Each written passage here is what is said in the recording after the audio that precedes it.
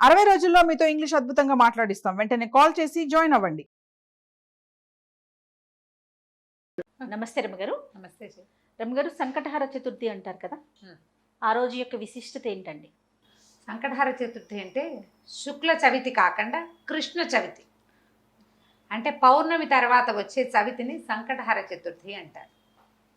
ఆ రోజును కనుక పూజ చేస్తే సంకటాలు తొలుగుతాయని, కష్టాలు తొలుగుతాయని చెప్తారు. మామూలుగా మనకేమిటి, వినాయకుడికి ఎప్పుడు చేసుకుంటాం మనము? ఈ భాద్రపద శుద్ధ చవితి నాడు వినాయక చతుర్థి ఆయన జన్మదినమని, ఆ రోజు ఆయన జన్మించాడని భావించి ఆ రోజే గణాధిపత్యం వచ్చిందని అయ్యవారికి వాళ్ళ పూజ చేసుకుంటాం.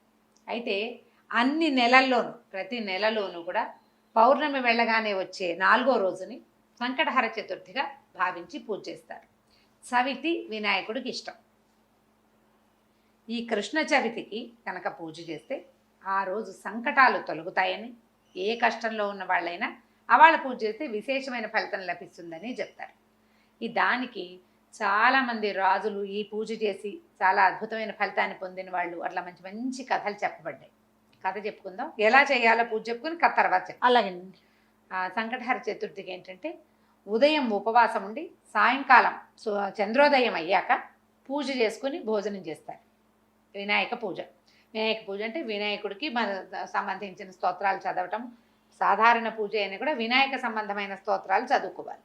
చంద్రోదయం అయ్యాకే పూజ చేయాలి. ఆయనకి ఇష్టమైన కుడుములు, ఉండ్రాళ్ళు అవి నివేదన చేస్తారు. గరిక సమర్పించటము. ఏకవింశతి పత్ర పూజ చెప్పరు సంకటహర చతుర్థి. ప్రధానంగా చేయాల్సింది ఏంటంటే దూర్వాయుగ్మ పూజే. ఎక్కువ లేవు, 21 దూర్వాంకురాలు లేవు. 2 దూర్వాంకురాలైనా సరే సమర్పించి పూజ చేసుకోవాలి. వినాయకుడిని తలుచుకుని పూజ చేయటం. పగలు ఉపవాసం దీని నియమం. పొద్దుటిపూట ఉపవాసం ఉండాలి. చవితిని జ్ఞాపకం పెట్టుకోవాలి ప్రత్యేకంగా. చాలామంది ఏం చేస్తారంటే దేవాలయానికి వెళ్ళిపోతారు. చవితి నాడు సాయంకాలం దేవాలయానికి వెళ్ళిపోతే వినాయకుడికి పూజ చేస్తారు. దగ్గరుండి పూజ చేసేసుకుని ఇంటికి వచ్చి భోజనం చేసేయచ్చు. ఇంట్లోనే అలా చేసుకుందాం అని భావించే వాళ్ళు కుడుములు కానీ, ఉండ్రాళ్ళు కానీ ఏదైనా ఒక పదార్థం చేసుకోవటం. సూర్యాస్తమయం అయ్యాక దీపారాధన చేసుకుని చంద్రోదయం అవుతుండగా గణపతి పూజ. మన దగ్గర ఎట్లాగో గణపతికి సంవత్సరం అంతా చేసుకునే పూజ పుస్తకం ఉంటుంది కదా, ఏటా చేసుకునేది. ఆ పుస్తకం ఆధారంగానే చక్కగా చదువుకోవటం, స్తోత్రం, ఆయనకి పూజ అది సమర్పించి తర్వాత నైవేద్యం పెట్టి హారతి ఇచ్చి ఇవాళకి అయిపోయింది భోజనం చేయటం. అది ఎట్లా అంటే ప్రతి నెల కనుక చేస్తే చాలా విశేషమైన ఫలితాన్ని ఇస్తుంది. పిల్లలు ఇబ్బందుల్లో ఉన్న వాళ్ళకి, సంతానం తాలూకు ఇబ్బందులు తొలుగుతాయి. సంసారపు కష్టాలు వాళ్ళకి తొలుగుతాయి. వ్యాపారంలో ఎన్నిసార్లు మొదలుపెట్టినా వ్యాపారం ఆగిపోయేవాళ్ళు, తర్వాత ఉద్యోగార్థులు, ఏ ఉద్యోగము రాని వాళ్ళు, అలాంటి వాళ్ళు ఈ సంకటహార చతుర్థి చేస్తే, అది ఎట్లా చేస్తామంటే వినాయక చవితి నాడు చవితి చేసుకుంటాం. అవునండి కదా. వినాయక చవితి తాలూకు పౌర్ణమి వెళ్ళాక మనకి పెద్దల రోజులు మొదలవుతాయి. మహాలయ పక్షాలు. మహాలయ పక్షాల్లో మొదలు పెట్టరు. మహాలయ పక్షాలు అంటే పెద్దల రోజులు అంటారు, పితృపక్షాలు కదా. అందుకని భాద్రపదం వెళ్ళాక ఆశ్వీజ చవితి నుంచి మొదలు పెట్టుకోవాలి. సాధారణంగా 5 చవితులు చేసుకోవటం, లేకపోతే 9 లేదా 11 చవితులు చేయటం. 11 అంటే మనం ఆశ్వీజం మొదలు పెట్టామనుకోండి, ఆశ్వీజము, కార్తీకము, మార్గశిరము, పుష్యము, మాఘం 5 రోజులు, 5 నెలలు. తర్వాత చైత్రము, వైశాఖము, జ్యేష్టము, ఆషాఢము, శ్రావణము, అక్కడికి 10 రోజులు, 10 నెలలు. తర్వాత వచ్చేది ఏమిటి? వినాయక చవితి. శ్రావణం తర్వాత వచ్చేది వినాయక భాద్రపదం. ఇది 10 కృష్ణ చతుర్థులు చేసి 11వది ఈ శుక్ల చతుర్థి మన వినాయక చవితితోటి పూర్తి చేసుకోవచ్చు. ఒకవేళ ఏడాదంతా చేయదలుచుకున్న వాళ్ళు కనుక ఇట్లా చేయొచ్చు, ఇలా చేసుకోవచ్చు. లేదా 5 చవితులు చేసుకుంటున్నా సరే. కొంతమంది 2 చవితులు చేసే విధానం కూడా ఉంది. ఒకటి సంకష్టహర చతుర్థి చేసుకోవటం, ముందు చవితి కూడా ప్రతి నెలలో వచ్చే 2 చవితులు వినాయక పూజ చేసుకోవటం, వినాయకుడికి దేవాలయానికి వెళ్ళటం.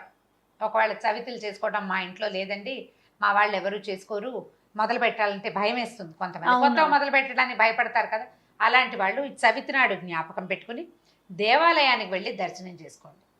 పిల్లల ఇబ్బందులు ఏమైనా ఉంటే పిల్లల్ని కూడా ఈ దేవాలయానికి తీసుకెళ్ళి చక్కగా నమస్కారం చేయించి, 10 గుంజీలు చేయించి వాళ్ళతో ప్రదక్షిణ చేయించి నమస్కారం చేయిస్తే సంకటాలు తొలుగుతాయి అని చెప్తారు. దీనికి పూర్వ కథ ఏం చెప్తారంటే, కృతవర్మ అని ఒక రాజుగారు ఉండేవాడు. ఆయనకి భార్య చక్కగా భార్య ఉండేది, చాలా అన్యోన్యమైన దాంపత్యం. చాలా కాలం ఆయనకి పిల్లలు పుట్ల, పిల్లలు కలగలేదు. కలగకపోతే ఆయన ఏమనుకున్నాడంటే చాలా దుఃఖపడేవాడు. ఇప్పటికీ సంతానం కలగటం లేదు, నేను ఈ రాజ్యం నాకొద్దు, ఈ రాజ్యమే నాకు వద్దు, నేను రాజ్యాన్ని వదిలిపెట్టి వెళ్ళిపోతాను అని చెప్పి తన మంత్రుల్ని సామంతుల్ని అందరినీ పిలిచి వాళ్ళకి రాజ్యపు బాధ్యతలు అప్పచెప్పేశాడు. సంతానం కలిగే మార్గం లేదు, జాతకంలో సంతానం లేదు, రాణుల్ని మార్చినా సంతానం కలిగేలాగా లేదు, ఎన్ని పూజలు చేసినా ఆయనకి సంతానం కలగలేదు. అప్పుడు ఏం చేశారంటే భార్యాభర్త ఇద్దరు వెళ్ళిపోయారు అడవికి. మొత్తం ఈ సంపద అంతా కూడా ఈ మంత్రులకు అప్పచెప్పేసి జాగ్రత్తగా చూసుకోండి అని ప్రాయోపవేశం చేయడానికంటే తపస్సు చేసుకుంటూ మరణించడానికి ఓహో వెళ్ళి అడవుల్లో ఉండిపోయారు. ఉండిపోతే నారద మహర్షి ఒకసారి అక్కడ చూశాడు వీళ్ళని.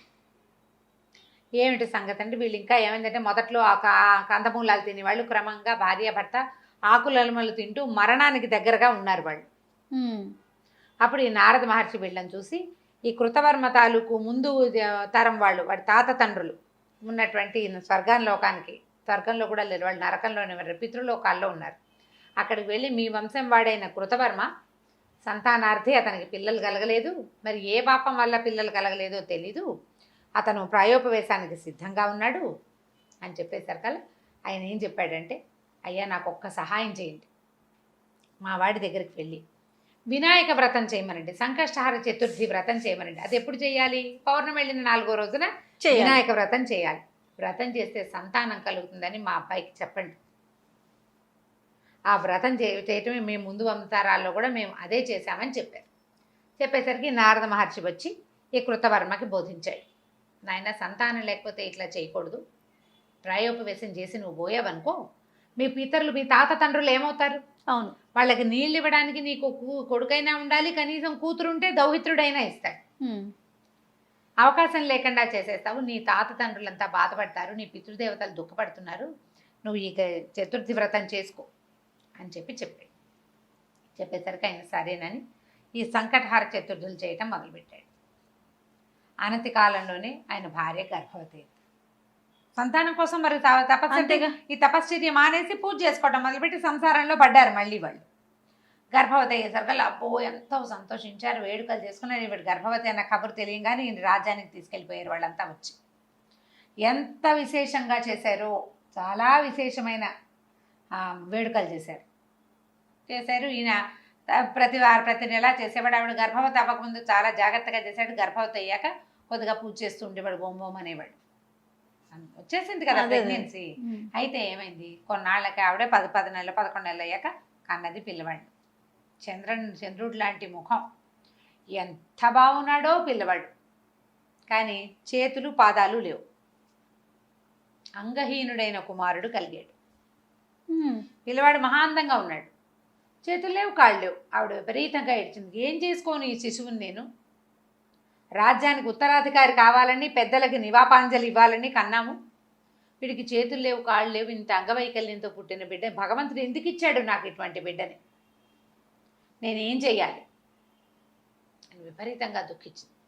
అయితే అప్పుడు 100 మంది ఋషులు వాళ్ళు వచ్చి, అమ్మ కార్యకారణ సంబంధం ఉంటుంది, ప్రతిదానికి ఒకటి జరిగిందంటే దానికి ఒక కారణం ఉంటుంది, ఇలా జరగడానికి దానికి ఒక కారణం. దీనికి ఇప్పుడు నీకు నీ పెద్దలకి నీళ్ళు ఇవ్వడం కోసం జన్మించిన కుమారుడికి చేతులు వస్తాయేమో రేపొద్దున, పిల్లవాడిని సంరక్షించండి అని చాలా చెప్పారు. చెప్పేసరికి సరే ఏం చేశారు, కృతవీర్యుని కుమారుడు కార్తవీర్యుడు అని పేరు పెట్టి పెంచుకున్నారు పిల్లాడిని. పిల్లాడికి 9 సంవత్సరాలు 11 సంవత్సరాల దాకా వయసు వచ్చింది. బొడుగు చేశారు. బొడుగు చేసిన అబ్బాయి జపం చేయలేడు, ఏం చేయలేడు, చేతులు లేవు కదా. అలాగే పెరిగాడు. రాజు చేయవలసిన క్రియగా చేసేసారు, యజ్ఞోపేతం వేసి పెట్టారు. అయితే అబ్బాయికి 11 సంవత్సరాలు వచ్చిన తర్వాత దత్తాత్రేయ స్వామి వచ్చారు ఇక్కడికి.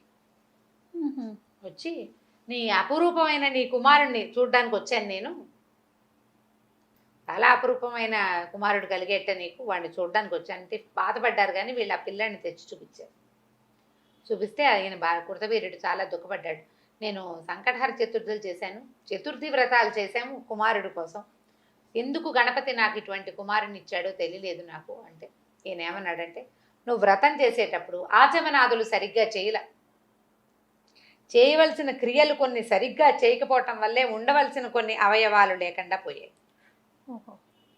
నీ తాలూకు కర్మానుభవం వల్ల నువ్వు పొరపాటు చేసావు, అది పిల్లవాడు అనుభవించవలసి వచ్చింది. వీడి అనుభవ కాలం తీరిపోయింది అని ఈ అబ్బాయికి ఏకాక్షర గణపతి మంత్రాన్ని ఉపదేశం చేశాడు. నాయన, గణపతిని ప్రార్థించు, ఈ జపం చేసుకో, గణపతిని కూర్చొని తపస్సు చెయ్యి, నువ్వు ఊహించలేనటువంటి గొప్ప అదృష్టం నీకు లభిస్తుంది, ఇవాళతో నీ దశ మారిపోయిందని చెప్పాడు. గణపతి మంత్రాన్ని తీసుకున్న పిల్లవాడు, నేను ఇక్కడ ఉండను, నన్ను అడవికి పంపించేసి. అడవికి పంపించాలంటే పిల్లాడు నడవలేడు, ఎవరినైనా పంపాలి. అప్పుడు ఒక మనిషి వాహనాన్ని ఏర్పరిచి, నరవాహనాన్ని, ఈ పిల్లవాడిని అక్కడికి అడవిలోకి పంపించారు. పంపిస్తే అతను ఒక ఏకదీక్షతో కూర్చుని ఎంత తపస్సు చేశాడో కొన్ని సంవత్సరాల పాటు. చివరికి గణపతి ప్రత్యక్షమయ్యాట కార్తవీర్యుడికి. ప్రత్యక్షమయ్యి సహస్ర బాహువులు ఇచ్చాడు ఆ అబ్బాయికి. చేతులు లేని పిల్లవాడికి 1000 బాహువులు ఇచ్చాడు. పాదాలు వచ్చేసినాయి, ఈ చేతులకి 1000 చేతులు. ఒక చేతితో జపం చేయవలసిన జపమాలతి పలుతున్న వాడికి 1000 చేతులు వచ్చేసి ఇచ్చి అతను లేచి నిలబడితే ఆ ఆకారాన్ని చూడడానికి దేవతలు భూమి భయపడ్డారు. అంత శరీరం వచ్చింది అతనికి తపశ్చర్య వల్ల. దేవతలంతా ఓహో అన్నారు, నువ్వు సామాన్యుడివి కాదన్నారు, నీ అంత గొప్పవాడివి నువ్వేనన్నారు. దత్తాత్రేయ స్వామి వారి భక్తుడిగా మారాడు ఈ కార్తవీర్యుడు. చాలా విశేషంగా అప్పటి నుంచి ఎప్పుడూ నిత్యము కూడా ఈ గణపతి పూజని అతను చేసుకుంటూ ఉండేవాడు. ఈ కార్తవీర్యుడు ఎవరు అంటే సుదర్శన చక్రాయుధం తాలూకు అంశావతారం అని చెప్తారు. విష్ణు భక్తుడు ఆయన. ఇట్లా పుట్టాడు, దత్తాత్రేయ స్వామికి భక్తుడిగా మారాడు. సంకటహర చతుర్థి వ్రతం చేయటం వల్ల పుట్టిన కుమారుడు ఆ చతుర్థుల్లోనే జపం చేయటం వల్ల అతనికి 1000 చేతులు వచ్చినాయని. తర్వాత ఆయనకి పరశురాముడి వల్ల ఆయనకి గర్భభంగం జరిగింది, శాప విమోచనమై మళ్ళీ సుదర్శన చక్రాయుధంగా మారిపోయి వెళ్ళిపోయాడు వెనక్కి. ఈ విష్ణుమూర్తి అంశం కలిగినటువంటి దత్తాత్రేయ స్వామి త్రిమూర్తి అవతారుడు. దత్తాత్రేయ స్వామి భగవంతుడు తన భక్తుణ్ణి ఎట్లా కరుణిస్తాడంటే, ఒకటేమో దత్తాత్రేయ స్వామిగా వచ్చి ఇతనికి మంత్రోపదేశం చేశాడు. అవును. పరశురాముడుగా వచ్చి అతని శాప విమోచనం చేశాడు. తన భక్తుడైన సుదర్శనాన్ని తన చెంతకే చేరుకున్నాడు విష్ణుమూర్తి. ఈ కథకి కారణం మహాగణాధిపతి యొక్క పూజ. ఆ సంకటహర చతుర్థి పూజ వల్లే ఇతనికి భూలోకంలో పుట్టడం కుదిరిందనమాట. ఈ కథని చెప్తారు. సంకటహర చతుర్థి చేసిన వాడికి, సంతానం లేని వాళ్ళకి సంతానం కలుగుతుంది. అందులో పొరపాట్లు చేయకూడదు, జాగ్రత్తగా చేయాలి. నియమం ఏవేవో పెట్టుకోవద్దు, సులువైన నియమం పెట్టుకోండి. పగలు ఆహారం తీసుకోము, అన్నం తినం, పగలు అన్నం తినం, రాత్రి అన్నం తింటాం. ఓకే, నువ్వు ఇంట్లో చేసుకుంటావా గుళ్ళో చేసుకుంటావా నియమం పెట్టుకో.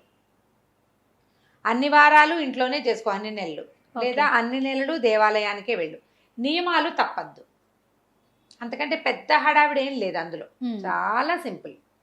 పగలు ఉపవాసం ఉంటాం, సాయంకాలం చక్కగా కుడుములు వండుకుంటాం, బియ్యపు రవ్వ ఉడికించి వాటిని ఉండలు చేసుకుని దాన్ని మళ్ళీ ఇంకొకసారి ఉడికించి అది ఏమంటారు ఆవిరిలో పెడితే కుడుములు తయారైపోతాయి. వినాయకుడికి కుడుములు నివేదన చేసుకోండి ఇంట్లో చేసుకునేటట్టయితే.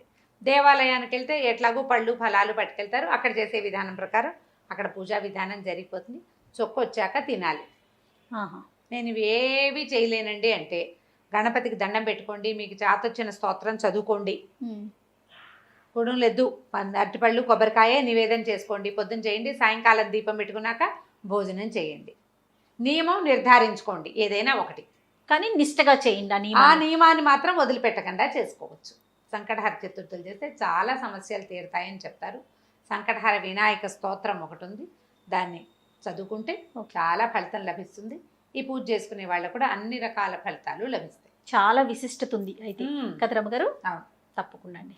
నమస్తే. నమస్తే జయ.